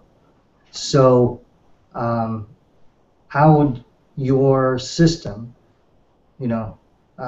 systems really, but how would you handle that? Would you retaliate? And you're using 9/11 as an example here? Yes. Sure. Okay. Well, I mean, like I don't take it as a given that an anarchist society would stir the hornet's nets of in its foreign relations with other people. Instead, I think instead that we would have international trade with peoples, as opposed to stirring the hornet's nest that is the abysmal catastrophe that is the state-sponsored foreign affairs, or the that brought about, that culminated in 9/11. I'm not talking about any truth or conspiratorial thing here right now. I'm just talking about the foreign policy as such that brought about 9/11 in the first place. I don't think you would have that in an anarchist society where the hostility would reach such a feverish pitch, where that an imperialist government has become the most loathsome government over. You wouldn't have that. But in terms of like a some country attacking, let's say, an anarchist state, well, you better damn well believe, of course, that people are going to marshalling themselves all together. They don't need banners and confetti and war songs and propaganda and Fox News to get them all riled up to defend their property. And anyway, what would be the interest of a foreign government to attack an anarchist state in the first place? And I think it was Stefan Molyneux who made the argument that any country that ever invaded another country, they did it because the tax apparatus was already set up and already to take over a citizenry that's epistemologically primed to expect some kind of government. So if they don't have their current fascistic, socialist-like government, and if they just maybe as far as they're concerned, maybe the new government taking over or invading them might be a better government. You know what? They're used to the fact of government is here, death and taxes are the absolutes, and so is government. But a free people though, who don't submit through public indoctrination, 15 years of their brains being mushed to confetti to accept this violent institution in the first place, they're going to fight like son of a bitches, much more than the propaganda infused soldiers that we have today, because they're fighting for their property and their life, not for a flag. All right. Okay. All right, Wayne, go ahead. Okay, two more questions? Okay. All right. Here's. So, would you agree that a Sharia law defense agency, back to the Pleistocene movement defense agency and eco justice defense agency, all these kind of these violators, explicit violators of individual rights, would your defense agencies outlaw them? Would you outlaw them?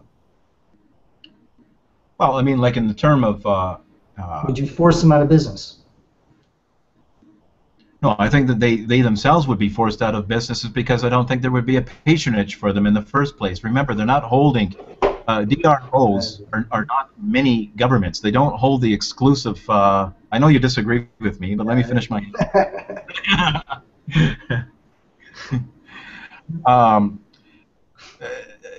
Remember, we're talking about an anarchist society that where I agree with you, as being a former objectivist, and I still am in a certain sense when it comes to epistemology, metaphysics, and to a certain and ethics. I don't think that a rational society, that the same rational society that would characterize an objectivist, that would have an objectivist government, where it doesn't violate the rights of other individuals. Mhm. Would also be the result of an anarchistic society. I'm not talking about an anarchistic society where we're talking about the jungle law here. I made that very clear from the outset of my opening talk, that if we ever to have a completely, totally free anarchist society, it would be because a certain philosophical baseline would permeate throughout that society. So the anarchist society that I hold is just the social political outcome of the non-aggression principle observed consistently. So first of all, let me just set the fertilizer, which is the anarchist society that I'm talking about. Violations of the non-aggression principle. There's not going to be. Well, I'm a customer of Defense Agency A. That part of the services they offer is they get to kill your ex-wife because she pissed you off. So yeah, that's nonsense. We are all human beings. We're all human beings. We're not anarchistic jungle law zombies here going around burning kittens and throwing trash cans through Starbucks windows. Everybody wants to have a safe life. They want to have a productive life. They want to have a happy life. They want to have sex. They want to get married. They want to have kids. They want to go on vacations.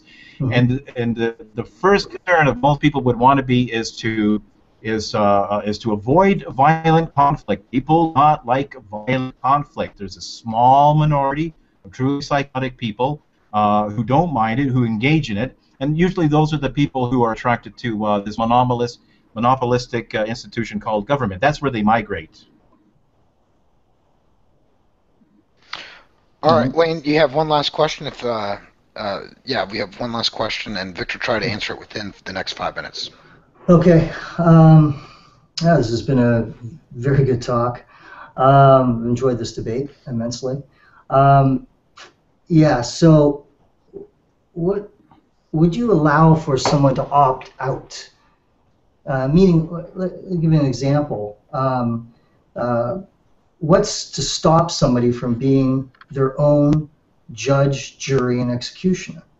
What's stopping me from saying, I want to go through all this hassle of having to get a protection agency, and then we have to agree on some binding arbitration, some final arbiter, when both of us will try to get the binding arbiter through our agency of our choice, right? So we'll try to rig the game so we we're not found guilty.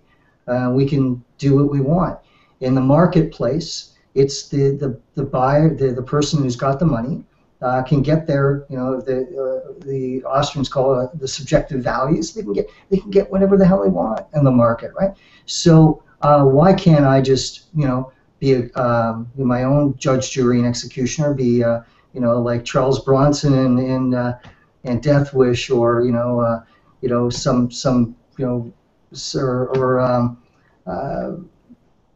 I was going to say Dexter Morgan, and go out and do it. I know you've done. I love that show too. So, so what's to stop? How are you going to actually adjudicate and go through the logical procedure of convicting somebody and then proper justice being dealt with? So a proper retaliatory use of force in a pluralistic legal structure where still if I'm paying that defense agency, by God, of course I would want a just, rational kind of system, but we're not the majority, right? And so when you open it up, to me the epistemology of the discussion is about plural law, not just the application. To me, it's the mind and the body. Rand talked about impartial robots. I need you to ask a question. Supposed to be impartial robots. Hey, we'll have a chance. That's right. So Victor, what do you? Sorry, Mike, you wanted to intervene there. Yeah, go ahead, Victor. Did you get my question? How would you stop a person from being a vigilante? No, I understood that. Sorry, Michael, you wanted to intervene there? I heard you. You're fine. Go ahead and answer his question. Oh, okay. No, I thought you wanted to say something. Okay, yeah. No, the just talking about like what we were talking about before in terms of that I take government pretty much to be the argument for God for people who want to talk about morality. Like if we don't have God or a belief in God, then everybody would just be running runt-shock all over the place and doing what they would want. And they deposit God as the final arbiter of right and wrong. And without a belief in God, and which they claim for the basis of objective morality, religious people are depositing God in the name of objective morality. I think this mystical entity called government, if we're taking government to be something other than simply an aggregate of people, and we're taking it to be something else, something mystical, some kind of like floating abstraction, then you still have this. Then you have the God argument applying to objective morality, as government applying as objective laws to the citizens. The same problem is there. Okay. But in fact, though, the government is not a mystical entity. It's nothing more than an aggregate of what? People. Now, those people very well impose non-objective laws, right? Non-just laws. But I would argue that no private citizen, or I'm using the word citizen, okay, no private person, and then it's not like the officials aren't private people. No private person, though, for the sake of my argument, though, can possibly level the same kind of devastation upon a society that a government can, which is an aggregate of these people, to the same extent because of their exclusivity on law and jurisprudence and whatnot. Okay, so there's no comparisons to the harm that can be devastated and that can be level out against a country or a geographical turf in the same way, and which I'm not speaking theoretically. Obviously, this can be empirically verified. The world over, all of human history and all of the world today, human history right up to the present day is drenched in blood, and not Dexter's blood, okay, and governmental imposed bloodletting. So it's it pales by comparison. But however, in an anarchistic society, though, there's no ambiguity there of what constitutes a violation of somebody's rights. Now, in the interest of two competing defense agencies, where they could possibly clash and argue on the outcome of a given trial, let's say, or whatever you want to call it, or verdict, or some tribunal on the outcome of the guilty or non-guilty or whatnot, then they themselves can defer that to yet another arbiter, which will be another DR agency that both agencies agreed ahead of time to do. And if you have contract violations or whatnot, and you can say, well, I still don't observe the ruling of that third tribunal.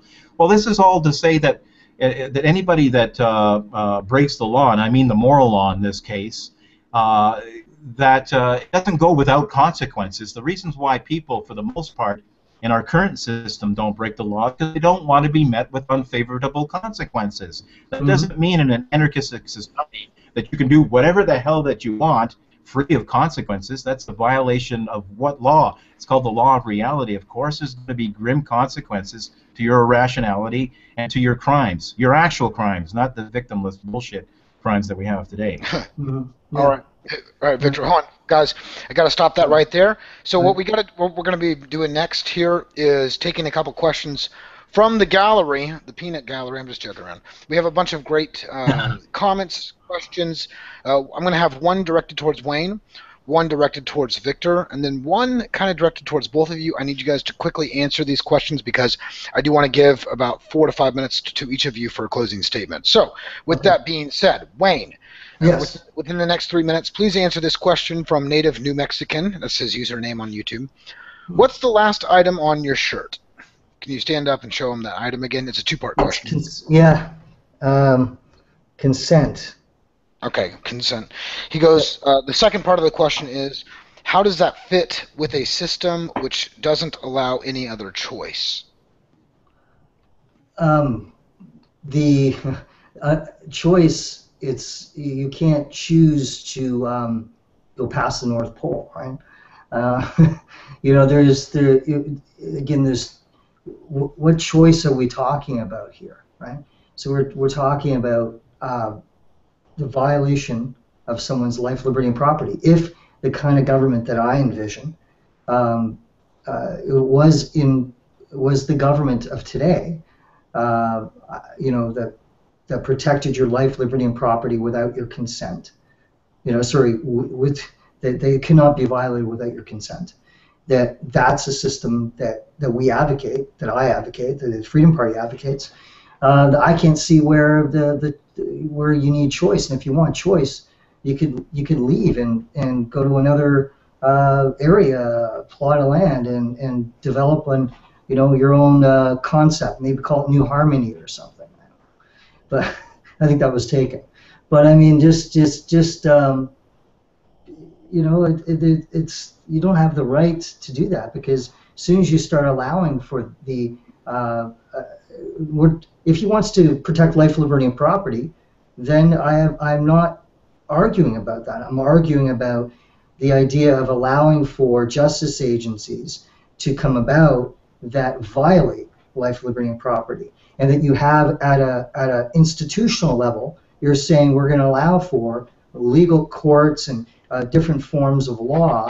I just think that would just be a recipe for disaster. So no, you don't have a choice to do that. All right, fair enough. Good answer.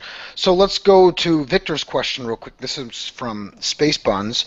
They ask, so if someone is hurting another person in a voluntary society, who stops them and how? Go ahead, Victor.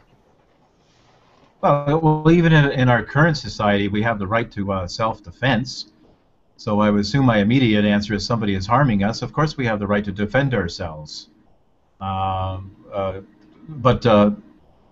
beyond that, let's say of a breach of contract, then that's not something where somebody, broke the agreement of their contract or whatever, that you can therefore claim self-defense and shoot them in the head, right? That would be something that would be settled by a DRO. Not necessarily that you have to deal with a DRO. There's a lot of people who are entering into business with one another, and they do it on a handshake, and they're entering it freely of their own volition. Maybe they have basis to believe that they don't have to worry about disagreements because they've been dealing with one another already for 20 years, and they're just undertaking something that of a short duration. It doesn't call for a lot of complicated agreements.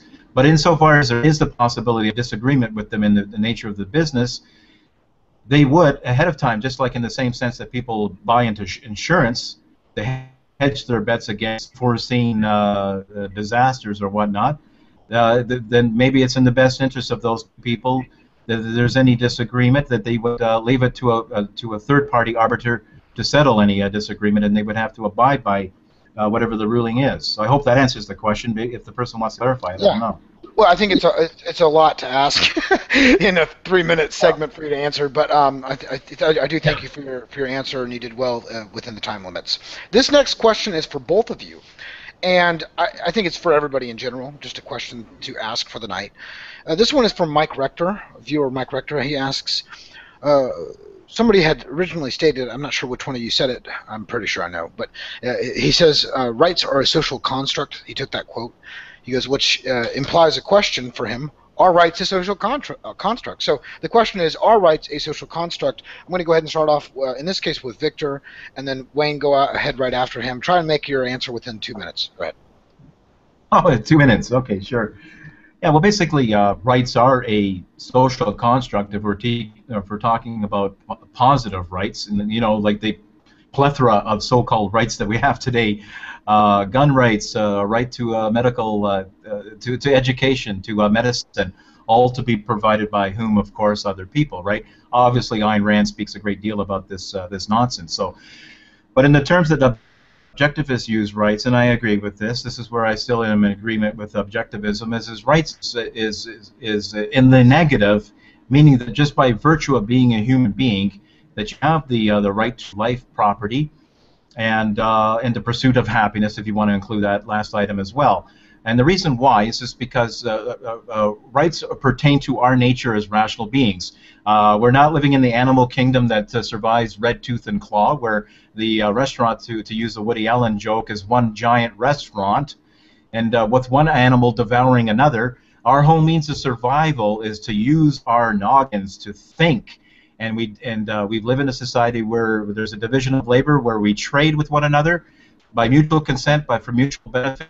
And that's by the nature of a rational human being that we have to conduct ourselves this way, unlike the animal kingdom, and that's what rights are based on. All right, make good. my mark? I want to clarify something real quick. That was actually Mike Rector had stated that rights are a social construct, and Robert Kruger, my very good worker here in the back, helping me out on the comment sheet, he's basically saying I had messed up. So I wanted to clarify that real quick before we move on. Wayne, go ahead and give your answer, and then we can go to the closing statements. Sure. Rights, in terms of how objectivists define rights, are not a social construct. I mean, the term, it's sort of this idea that they're positive rights, as Victor was saying. It's a right to basically violate someone else's rights, which is it's a stolen concept, right? They can't get that right without violating somebody's rights, actual rights to their property, to their life and their liberty, right? So they become slaves to somebody else. In terms of that, it's very funny that this is mentioned, because there are libertarians who believe that rights are sort of an evolved sort of consent, something that we come out of discussion, the rational dialogue or whatever, and then we develop this concept called individual rights or natural rights. It's this idea that they're really nonsense upon stilts, right? So it's just like there's no such thing as rights, as they say, because you can't touch it. It's not some tangible thing. But where that theory falters is the fact that it's conditions of existence. It's based on our exercising our rationality, because we as human beings we need to acquire values in order to survive. Libertarians use the word self ownership. That's another term I find really weird, because do I have property in myself? Because that would define this idea. I have property in things, but I am I'm me. I'm not a split. There's no mind-body split. So to say self-ownership, or that you are you, and so you own stuff in order to survive, because you have to acquire property is a necessary component to living, and it's rights are a respect for rationality. So it can only refer to the living and not to the unyet, the potential, so the unborn fetuses cannot have rights, because they're not separate entities, right? And so rights apply to children. I think I'll get far afield. So just to answer the question strictly, rights are definitely not a social construct. All right. Thank you guys for your answers. Let's go straight into the closing statements. So, in this case, I want to start off with Wayne Simmons. You have 5 minutes, so that'll be until, we'll say 9:54 and a half. So go ahead. Okay, so closing statements. I guess the anarchy, take the last talk first, the last part of the discussion here.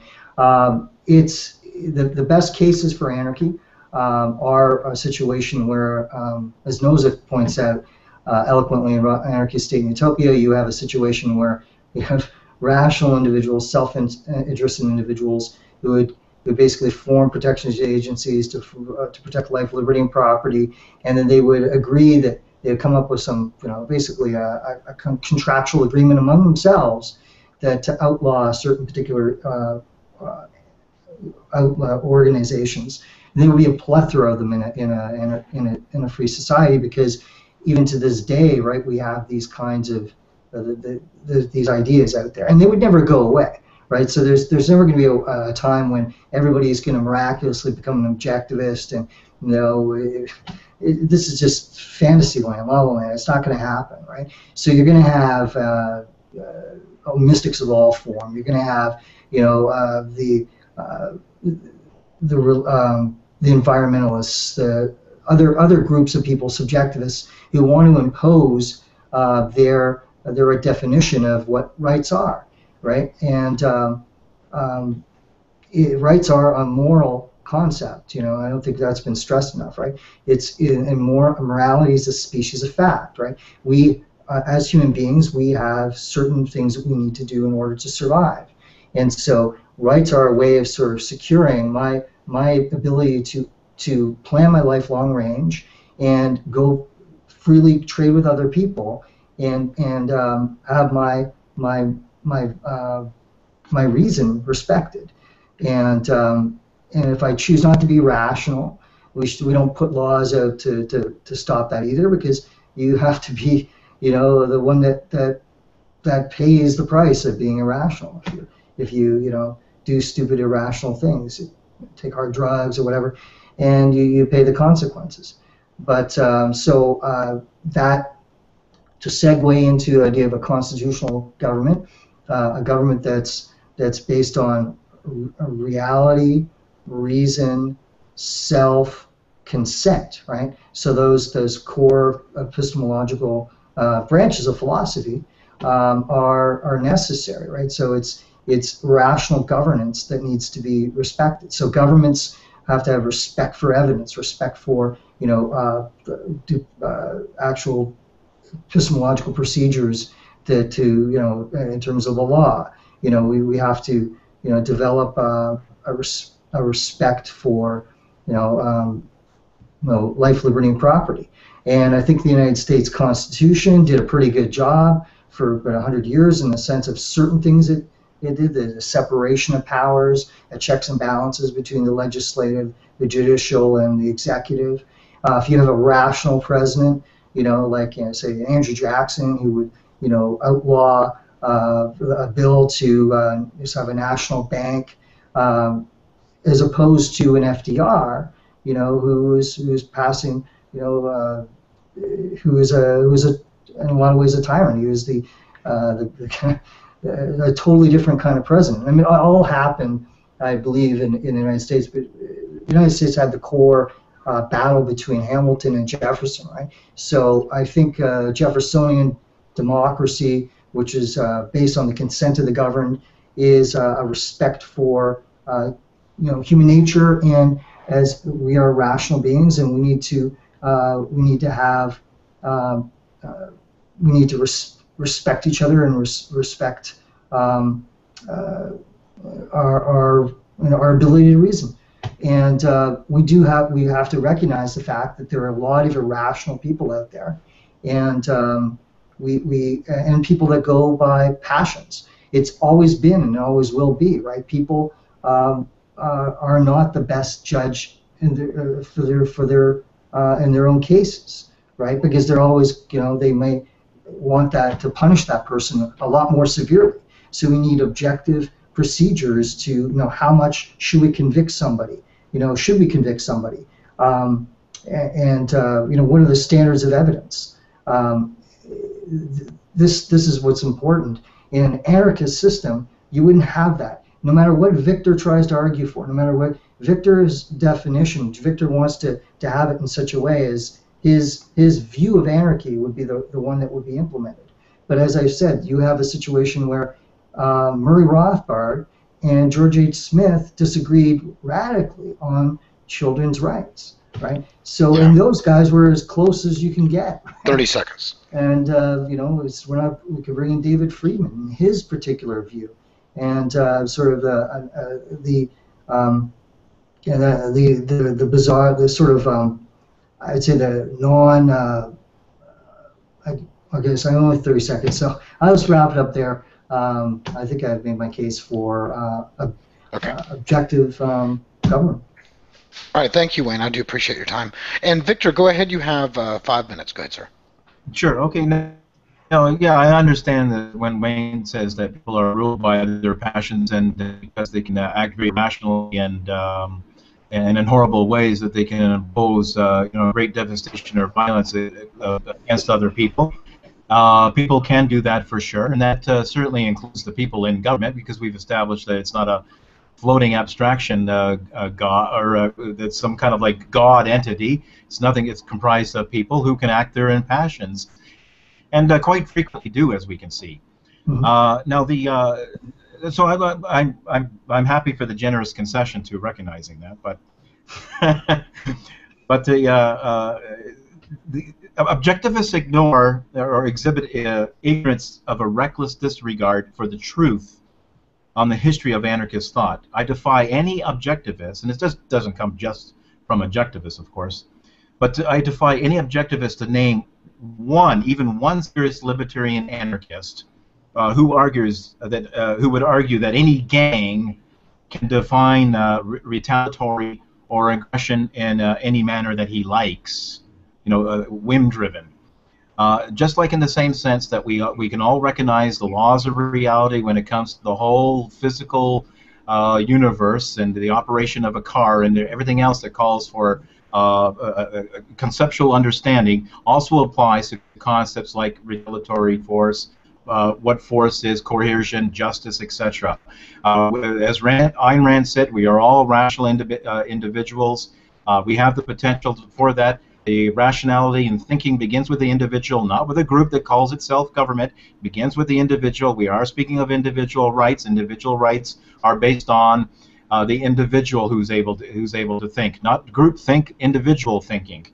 And anarchists have written extensively on the need for, let's say, constitution. I know the word's been polluted, but there is a more general meaning for the need for a constitution, for jurisprudence and courts in a non-state system. Such matters were discussed during the late 1800s and in the early 1900s by libertarian anarchists such as Gustav Molinari, Benjamin Tucker, Francis Tandy.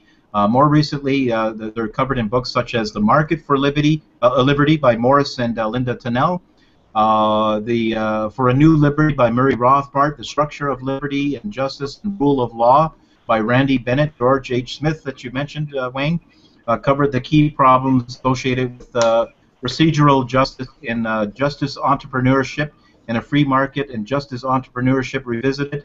A reply to critics. These are a good start for people who want to investigate this matter a little bit more. And just to close off finally, is that anarchism ultimately is not a society that's being imposed by some kind of like blueprint in regards to how everybody, and by some homogenous means, is to behave. Because you have legislation of morality in the private realm, and you have the legislation of people in their economic life. That's what a monopolistic law imposes, how everybody's to conduct their life in the moral realm, private morality, that is, and in their economic life. They're the ones that say so. Anarchism says, no, it's my life. I'll sleep with who I want to, okay, and the money that I earn is the money that I keep and trade with others as I see fit. That is not characteristic of a state-imposed system. All right, Victor, thank you so much for your final closing statements as well. Before we head out tonight, I want to remind everyone to please stop by the brand new Voluntary Virtues Network Facebook page. which you can find in the description section below. And please like our network. We have great events like this coming out weekly. Hopefully it's going to be a 24/7 network shortly, within the next couple months. And we want to thank all of our wonderful supporters who continue to carry the Voluntary Virtues Network forward and pushing this network with this momentum that we have, and it's great, and it's building, and I can't thank you guys enough. Special thanks to our duelers today, our civil linguistic duelers, Victor Pross representing Anarcho-Capitalism, and Wayne Simmons representing a constitutional limited government around individual freedom.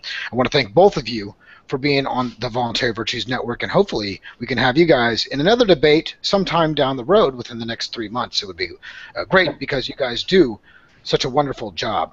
Thank you very much. Thank you guys. Wonderful. Thank you. Sure thing. Well, this is Mike Shanklin from the Voluntary Virtues Network. Make sure you guys head over to the URL that Robert Kruger is about to post in the comment section. And here are our analysis, and with the regular 8 to 10 p.m. Eastern Standard panel.